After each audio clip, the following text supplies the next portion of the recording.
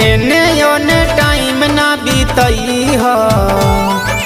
एने ओने टाइम ना बीतई ह,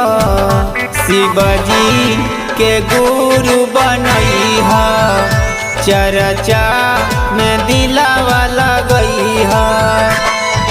जेकर से कर बात ना चलई ह, जेकर से कर बात ना चलई ह, शिवजी के गुरु बनई ह, चर्चा में दिलावा लगई ह।